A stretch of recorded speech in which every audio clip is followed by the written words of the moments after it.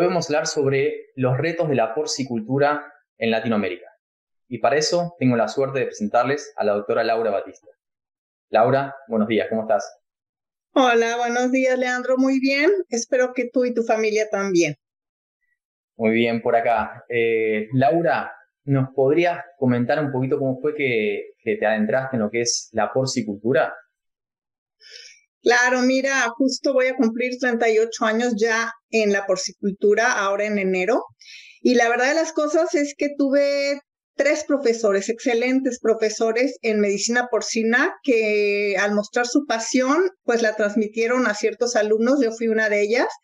Y ellos justamente me organizaron una estancia en Sonora, en Hermosillo, a una empresa que hoy es lo que es Norson. Y ahí estuve con ellos en estancias, 2 estancias, y al terminar la escuela, pues me invitaron a quedarme a trabajar con ellos. Y así fue como inicié mi carrera allá desde que fui estudiante. Y bueno, ahora como te menciono, 38 años después, sigue siendo mi pasión.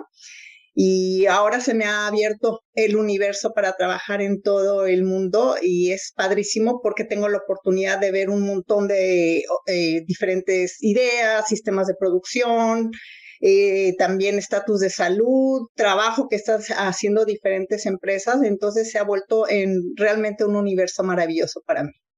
Excelente, excelente. Vamos a aprovechar esa visión global para hablar de retos. Y pasaste también por Minnesota, ¿no? Es una... Fíjate que fue una oportunidad súper interesante. Yo ya estaba establecida, tenía mi despacho de asesoría Batista y Asociados y en una oportunidad en Guadalajara, en una reunión, estaba el doctor Carlos Pilloan, mi teacher, como le digo yo, y me invitó a irme a Minnesota, que te estoy hablando en el 2000. Y yo le dije, no, ¿cómo crees? Yo ya tengo organizada mi vida, mi despacho, mis clientes y justo coincidía con que yo había hecho algunas investigaciones, ahora sí que de campo, sobre cómo aclimatar a las hembras primerizas para estabilizar los atos contra PIRS. En esa época no teníamos vacuna contra PIRS. Entonces a Carlos le llamó la atención lo que estaba yo haciendo y le dije, no, muchas gracias. Y nos fuimos a cenar con algunos colegas y cuando regresé, Carlos estaba platicando con 4 de mis porcicultores y un líder de la industria, el doctor Carlos Valencia. Y me dijeron, a ver, ven para acá. ¿Qué pasó? Ya nos pusimos de acuerdo y todos estamos de acuerdo en que te vayas, te vamos a guardar tu trabajo y entonces vete, aprende y una condición me dijeron, regresas y nos transmites todo lo que aprendas por allá. Y ha sido, justo he estado filosofando, ha sido una de las mejores épocas de mi vida y que nuevamente me abrió otro universo. Fue una gran oportunidad que me dio Carlos y una gran oportunidad porque tenía un grupo de profesores increíbles y además pues tuve la oportunidad también de conocer a muchos colegas de diferentes partes del mundo. Hicimos un grupo, fue cuando se fundó el Centro de Erradicación de Enfermedades Porcinas en la Universidad de Minnesota y así es como fui. En la única situación, sí regresé a México, pero ya no permanentemente y ahora estoy ya hace 17 años, casi 18, aquí en Montreal, en Quebec, en Canadá. Y cabe aclarar que no te gusta el frío. Por el camino que seguís haciendo, vos te fuiste desde Sonora a Minnesota y de ahí a Canadá. Bueno, yo sigo el camino inverso. Yo voy bajando porque estoy buscando nada, playa. Ay, súper. Fíjate que sí, a mí el frío no es mi amigo, adoro el calor, pero bueno, la vida profesional me ha llevado y personal me ha llevado hacia el norte. Así que bueno, mientras tenga la oportunidad de regresar a México y a Centro y Sudamérica y compartir el conocimiento y también la amistad y el cariño, por mí no hay ningún problema. Excelente, Laura. Bueno, vamos a aprovechar un poquito tu visión global para hablar un poquito de los retos en Latinoamérica, en tu manera de ver las cosas. ¿Qué es lo que más te preocupa? Mira, Leandro, en este momento y creo que a todos, en particular en América continental, estamos muy preocupados por la situación de la presencia del virus de africana en Haití y en República Dominicana y sobre todo que no está bajo control, tenemos que ser sinceros. Justo hoy leía una de las noticias donde se habla de Haití, cómo se está moviendo por toda la parte de la isla. Y a mí me preocupa mucho. Sinceramente, yo sé que todos los países, que todos los productores y las autoridades se han estado uniendo de manera importante y están reforzando todas las medidas de revisión, de control de todo, pues no solamente de que esté llegando de la isla, sino también de cualquier otra parte del mundo. Pero sinceramente, si tú ves las noticias, te das cuenta que hay una gran cantidad de decomiso, también de gente que está llegando de la isla. Y yo lo único que creo es que no solamente debemos estar poniendo mucha atención a lo que es Haití, Dominicana, sino de todo el mundo.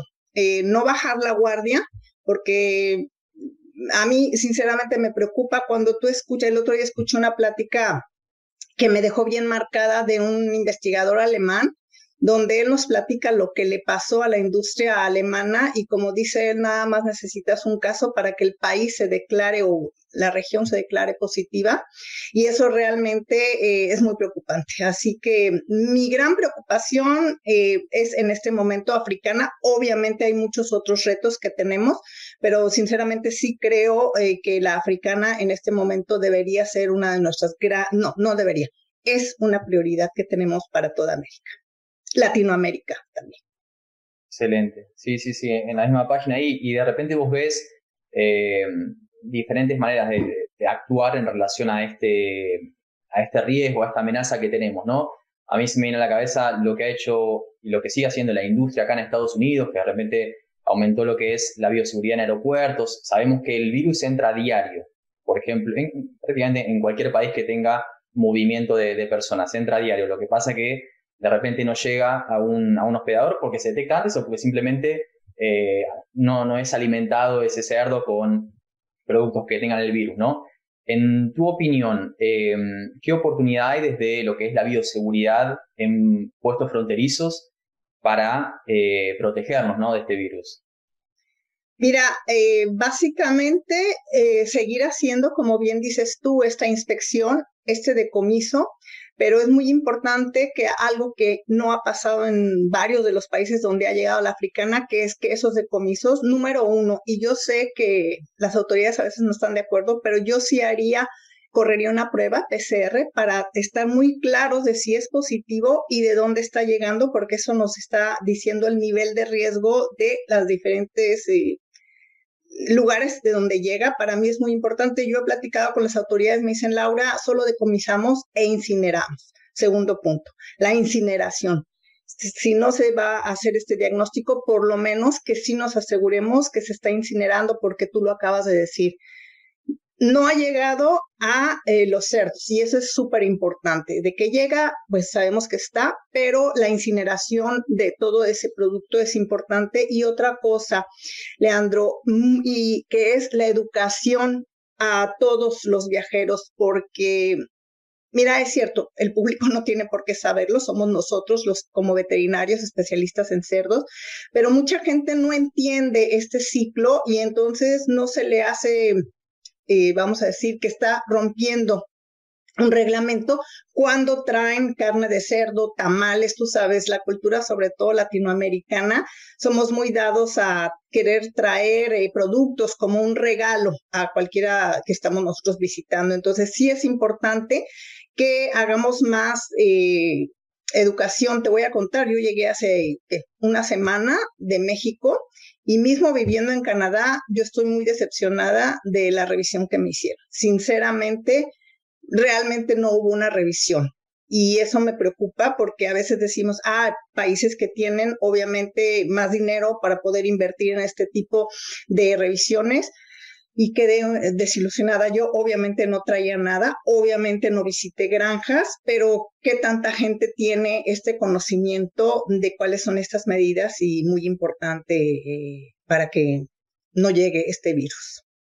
Algo que me pareció una oportunidad interesante es ejercicios que se realizan acá en los puestos fronterizos, sobre todo en aeropuertos, evaluando el porcentaje de detección de personas que pasan alimentos. Entonces, de repente lo que ha hecho la industria es reforzar mucho esto y desde instituciones que representan los intereses de la porcicultura enviaban personas a atravesar los puestos fronterizos de cada 10 personas veían cuántos eran detectados. Y veían que más o menos un 20% no conseguían ser detectados en la industria, lo cual dice que está funcionando el sistema, pero que no es perfecto. Y un 20% sobre la cantidad de personas que atraviesan acá, las fronteras es un riesgo gigante, ¿no?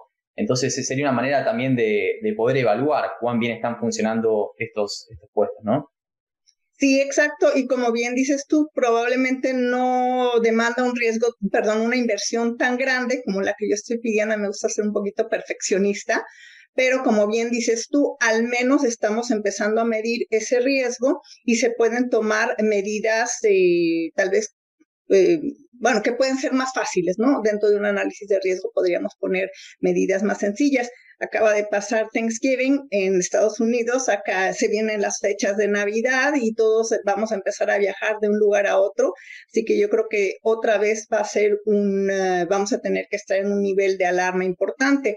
La otra cosa, junto con la revisión de COVID, yo creo que se puede juntar, ya se está haciendo una buena revisión para la situación de esta pandemia, entonces podríamos juntarnos. A mí me da mucho gusto, platico con mis porcicultores de diferentes partes del mundo y todos están dispuestos a apoyar todas estas medidas y tarde o temprano, pues las que sean, vamos a decir, más lógicas, ¿no? Las que puedan detectar estos factores de riesgo más fácilmente para poder poner prioridades en dónde tenemos que poner la fuerza, ¿no? Para controlar esto. Laura, y a nivel granja, ¿qué mensaje le podemos transmitir a los productores porcinos como para que estén mejor preparados ante esta amenaza?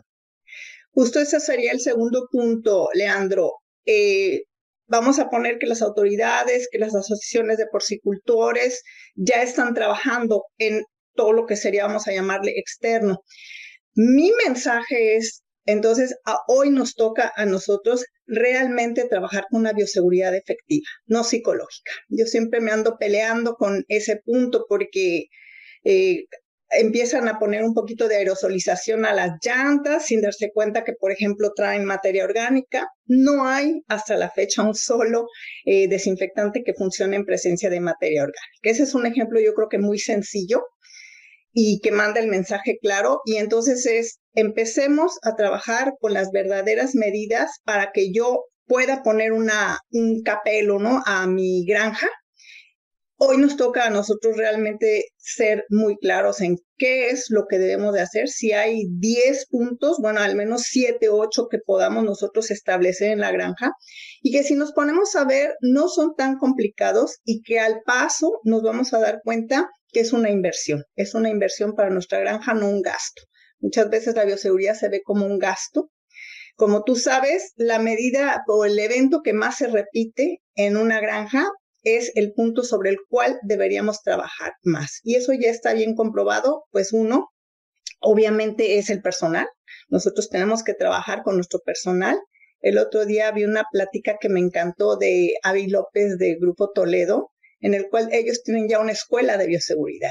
La idea es maravillosa y cómo la siguen, esa plática estuvo sensacional y ojalá que quien nos está escuchando tenga oportunidad de revisar esa plática, porque esa es la manera en la cual nosotros vamos a educar mismo nosotros y también a nuestro personal. Y bueno, de ahí empezar a ver cuáles son los otros eventos que más se repiten y sobre ellos trabajar. Ya nos toca a nosotros, número uno, como bien tú dices, granja, pero otra cosa, Leandro, teníamos un montón de programas regionales, estábamos trabajando como grupo y entre más pregunto, esos programas cada vez han desaparecido más. Por lo que quieras, hoy no es el momento de platicarlo, pero estábamos blindando nuestras regiones y hemos dejado de blindar esas regiones. Entonces también creo que es el momento en que nosotros, como porcicultores, como asesores de nuestra industria, deberíamos promover otra vez en nuestros grupos que retomemos, a lo mejor no diciendo voy a eliminar el virus de PIRS, voy a eliminar la diarrea epidémica porcina, porque creo que eso fue uno de los puntos de decepción, que no tenemos hoy todavía todas esas herramientas para llegar a eliminación, pero sí tenemos herramientas para tener una bioseguridad que nos permita justamente evitar la llegada de cualquiera de estos, bueno, en este caso estamos hablando de africana, que sería el peor de nuestros casos, y creo que tenemos excelentes medidas de bioseguridad y excelente investigación que podemos implementar inmediatamente. Muy bien. Y, a ver, para prepararnos un poco, lo primero es prevenir, ¿no? Pero después tenemos que estar atentos y tener un plan de acción en caso entre, ¿no? Y hay diferentes países que están, digamos, generando diferentes acciones para reducir el impacto. Y uno de ellos es la compartimentalización. Acá en Estados Unidos, con el nivel de exportación que tienen, por ejemplo, sería realmente desastroso si se reporta el virus, y por eso han trabajado en eso. ¿Cuál es tu experiencia sobre esta práctica? Mira, 2 puntos ahí que son muy importantes, como decías tú, de seguimiento. Uno es la notificación. No estamos haciendo notificación. Es otra vez parte de la educación que tenemos nosotros. Necesitamos tener el apoyo de nuestros porcicultores de que cualquier enfermedad roja la vamos a notificar. Yo he estado preguntando en diferentes lugares de Latinoamérica y los reportes de enfermedad roja son bajísimos. Ese yo creo que es el primero. Segundo, y yo aquí a veces creo mucha controversia. A mí me encantaría saber que el día de hoy ya tenemos todas las herramientas de diagnóstico, PCR y ELISA, que fue uno de los graves problemas en Dominicana, por el cual, aunque se haya hecho el reporte, tardamos en entender que ya estaba el virus ahí, de aceptarlo y cómo se estaba moviendo. Entonces, yo quisiera saber que el día de hoy ya en todos nuestros diferentes países tenemos ya los kits, tenemos ya de PCR, de ELISA, y ahí lo dejo, pero ese es mi mensaje, que sigamos pidiendo que lo podamos tener. Compartimentos. Te digo una cosa, mientras nosotros no aceptemos compartimentos para otros países, tampoco nos los van a aceptar a nosotros. Ese es uno de los graves problemas. Se hace mucha exportación a China, hemos aprovechado esta oportunidad que tenemos, y desafortunadamente nosotros no aceptamos para China o para otros países europeos ciertos compartimentos. Tenemos que trabajar sobre ese punto inmediatamente, porque yo sé, mi experiencia en México lo tuvimos, Sonora, Yucatán, fuimos compartimentos para Aujeski, para Clásica. Justamente nos organizamos. Son estados muy interesantes porque no tenemos más que una carretera de entrada a Sonora y una carretera de entrada a Yucatán. Entonces te permite tener obviamente tus estaciones de vigilancia, pero aquí lo interesante sería pues que podamos nosotros trabajar con los países hacia donde estamos exportando para aceptar esta situación de compartimento. La verdad, a mí me tocó trabajar ahí en Sonora y me encantó la manera en que trabajan mis porcicultores, cómo se organizaron y cómo ahora sí nos unimos como un grupo. Esto era importante, no lo teníamos, pero sin embargo lo que queríamos era exportación, que nos aceptaran como tal. Entonces los compartimentos funcionan para mí excelentemente bien cuando estamos trabajando todos los que estamos en la industria, autoridades, productores, médicos, técnicos. Otra vez regresa a educación. La palabra se va a repetir muchísimo. Educarnos a todos, estar todos con una sola voz cantante.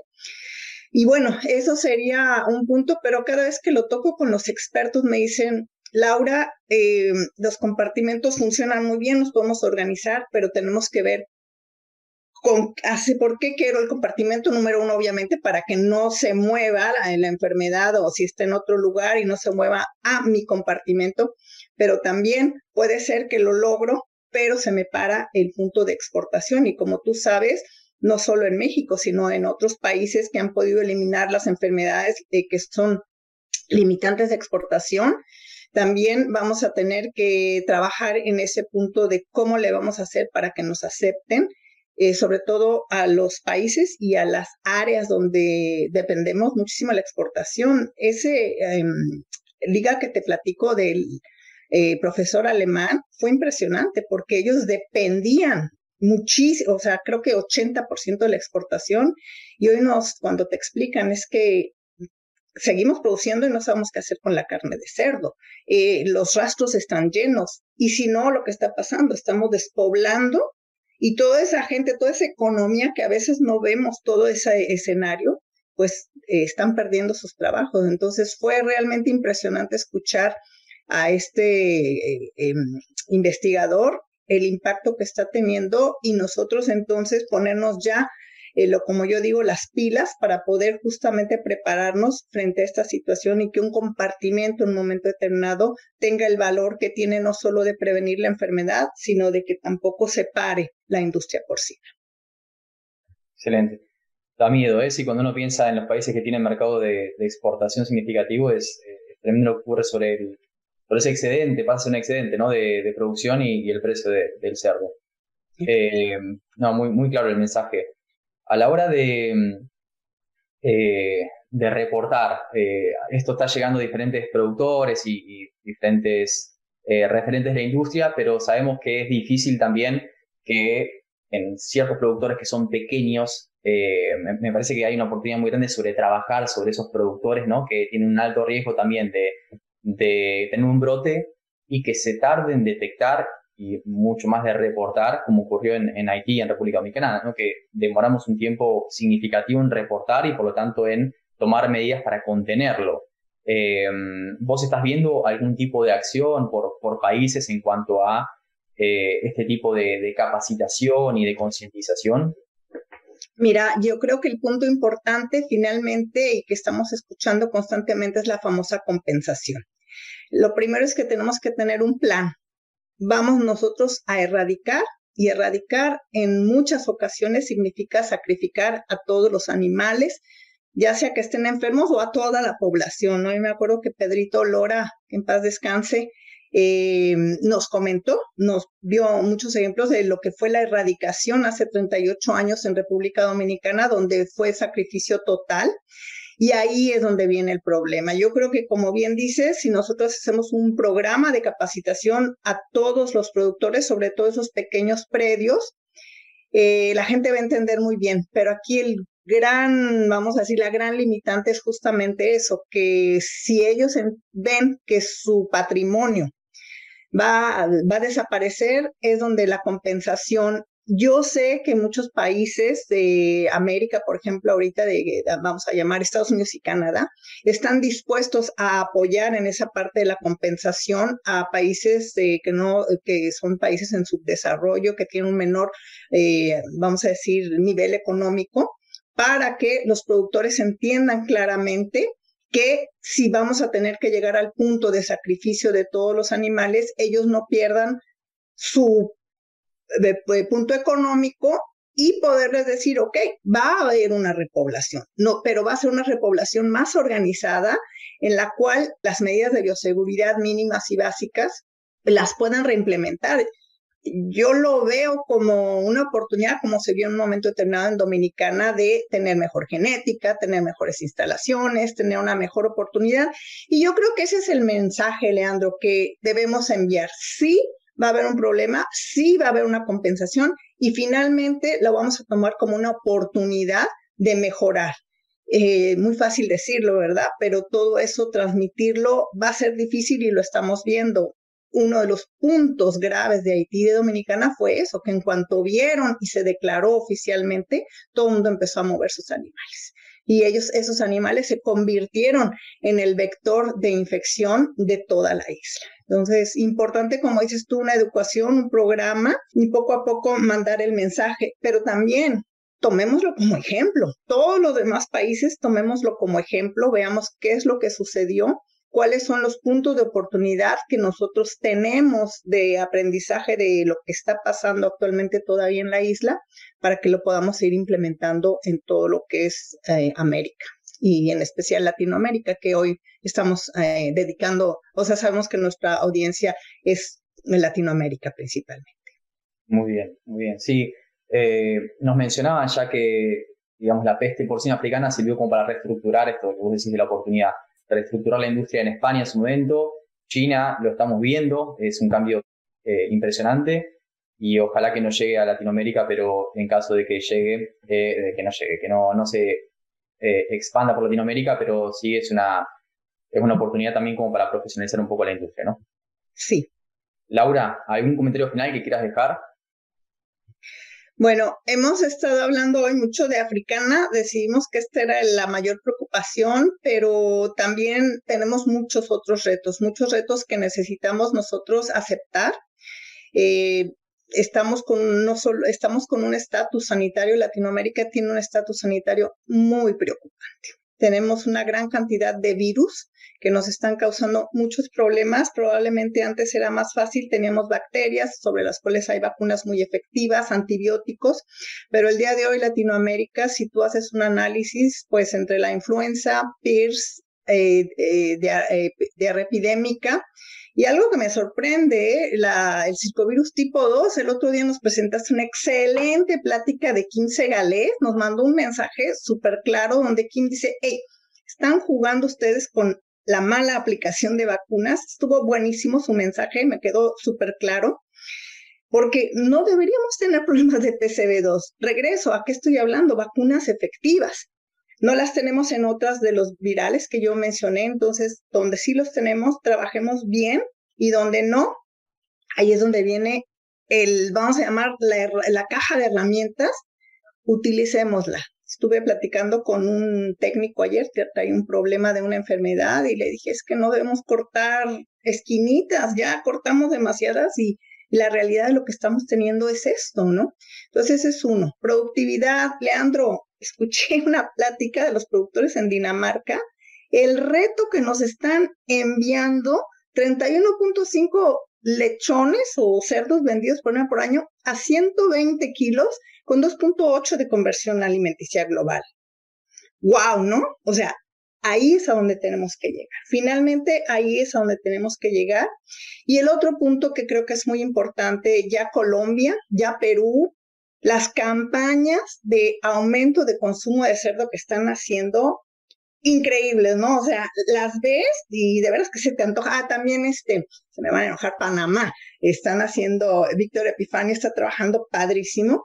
Yo creo que es otra oportunidad, justo porque lo que decíamos, si en un momento determinado no vamos a poder exportar por lo que queramos, que al menos mucho de lo que nosotros produzcamos se quede en nuestros países, que se vea la carne de cerdo como lo que es, una proteína animal muy sana, inocua, y sobre la cual realmente creo que debemos, es otro punto. Hay más, pero creo que los dejo con estos mensajes que son, desde mi punto de vista, en mi experiencia, sobre los cuales todavía tenemos que trabajar mucho. Excelente, sí, yo comparto mucho con vos, siempre digo lo mismo, pero Colombia es uno de los ejemplos que siempre uso es espectacular lo que viene haciendo, espectacular lo que viene haciendo sobre el consumo y la profesionalización también de la industria. Realmente creo que podemos todos aprender un poquito sobre estos países que mencionás. Así que, bueno, Laura, te agradezco mucho tu participación en este episodio, realmente un mensaje claro y contundente, esperemos que se aplique. Muchas gracias por la invitación y a todos los que nos estén escuchando, pues muchas gracias por su tiempo. Cuídense mucho y ojalá pronto ya podamos hacer nuestro face to face y estar todos juntos. Muchas gracias, que estén muy bien todos. Gracias, Leandro.